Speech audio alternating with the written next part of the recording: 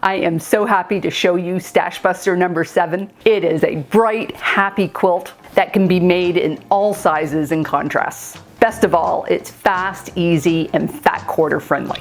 And as with all my Stash Buster quilts, there's almost no wastage. I also have an alternate assembly so that you can use up old binding strips or scraps. And of course, there'll be a free pattern download at the end. So stick with me and I'll show you how to do it.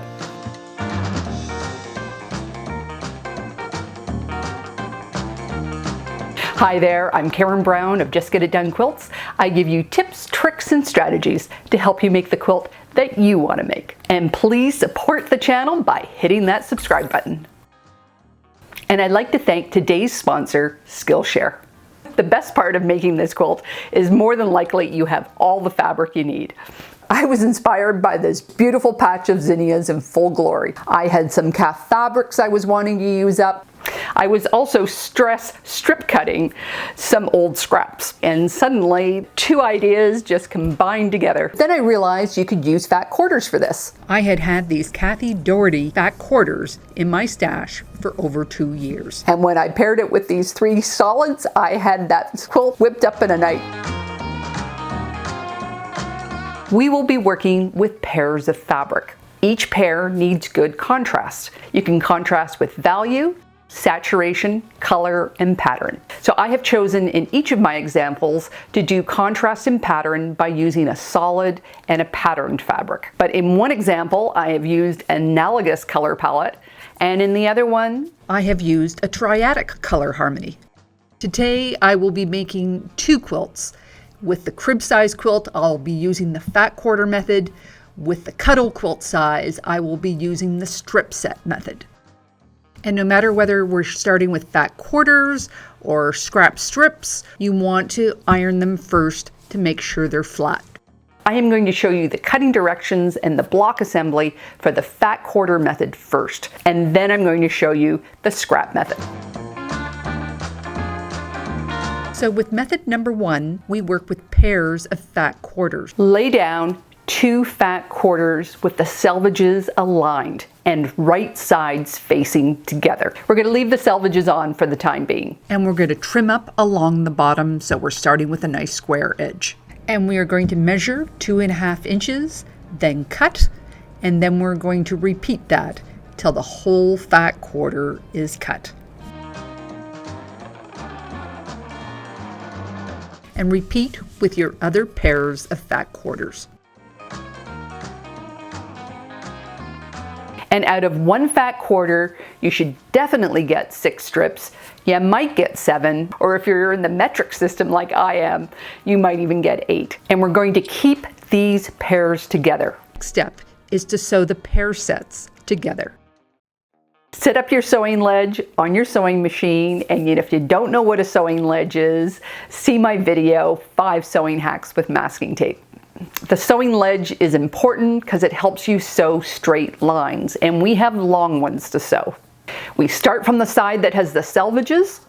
It doesn't matter whether fabric A or fabric B is on the top, but you want to make sure that you sew all the pairs the same way. And repeat this with the other strip sets. We need to press them. Use a really good ironing technique from my video for the best results. We want no fabric left in the creases on this one. We need them flat, we need them straight. Next, we take 3 identical pairs and sew them together.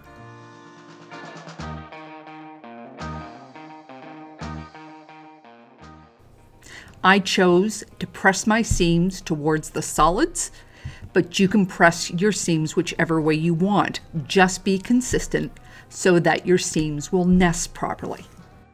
Now we should have a strip set that is 12.5 inches high by the width of that fat quarter, which is about 21 inches. Trim off the selvages, and then from this strip set, we are cutting 3 6.5 inch by 12.5 inch blocks. Align your darker fabric with the lines on your cutting board when cutting your strip sets. Each fat quarter pair will make 2 large strip sets, which should yield 6 blocks. You can also make the block by sewing one strip set together. After you sew your strip set together, trim the selvages off, then simply cut that strip set into 3 equal pieces. I just fold it over and trim it on the sides. So most fat quarters are 21 inches wide, and you need 19.5 inches to make this from a strip set. So before you cut it into 3, just measure to be sure that you have 19.5 inches. Then I sew these 3 pieces together, pressing in between each step, and then I trim it 6.5 inches by 12.5 inches. So in my analogous version, I had these bright patterned fat quarters of calf facet fabric, which I cut into 7 strips. But for the solids, I had just gone through my fat quarter solid pile and I found I had all these half-used fat quarters. So I cut as many 2.5-inch strips from these pieces as I could. I paired up my strips fairly randomly, but I was always looking for good contrast. I used method 1 when I could and method 2 when I couldn't. And I kept it on a project tray and I made it over the course of 4 evenings. With my first block set, I had equal amounts of each block, so I just went for a repeating pattern with the colors staggered on each row. With my second set, I had random quantities of each block, so I just went with a random assembly. I just tried to keep like fabrics from touching. I fussed around a little bit and then I just stopped and said, this is what it is.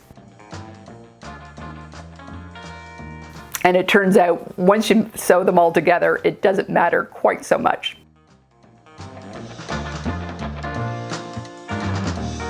With my smaller quilt, I only needed 6 blocks from each block set, which meant I have 1 leftover strip from each fabric. So I made a strip alternating fabrics from each color set, and then I just chose another fabric and I sewed them in strips together. I orientated them horizontally across the back of the quilt. I had some extra blocks for the second version too, but not enough to go across the back of the quilt. So I just cut some 6.5-inch by 12.5-inch solids and made a band that went across the back. I'm not lingering here on how I made the quilt sandwich because I'll be covering that in another video on how to make a quilt sandwich.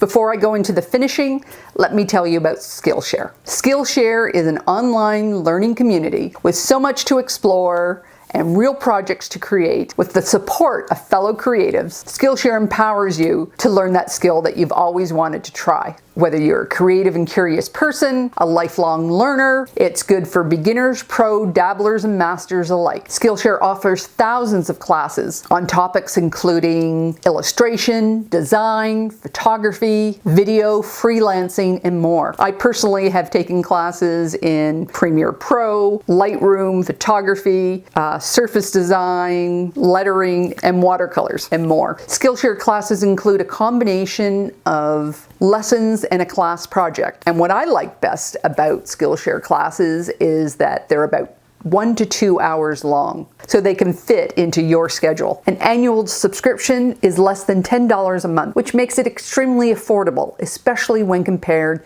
to in-person classes and workshops. For a limited time, use the link in my description to get a free trial of Skillshare Premium membership. So for the crib quilt, I wanted to work with the dynamic of the stripe, so I decided just to do vertical, just slightly meandering lines. I started with one through the middle, and I've just tried to repeat it with my other lines. For quilt number 2, I took the inspiration from the original zinnias, so I dropped my feed dogs and just did a nice circular loopy meander to echo the round shape of the flower heads. Now for the binding, I auditioned several colors for the crib quilt, but in the end, I went with black. And for the second quilt, I just carried on with the zinnia theme and went for a leaf green binding. I didn't do anything special when I bound them. I do know that binding is an issue for some of you. Please let me know in the comments down below what are the issues that you're struggling with, and if you'd like me to do a video on it. I just love how these 2 quilts came together so quickly and easily. I've already given this one away.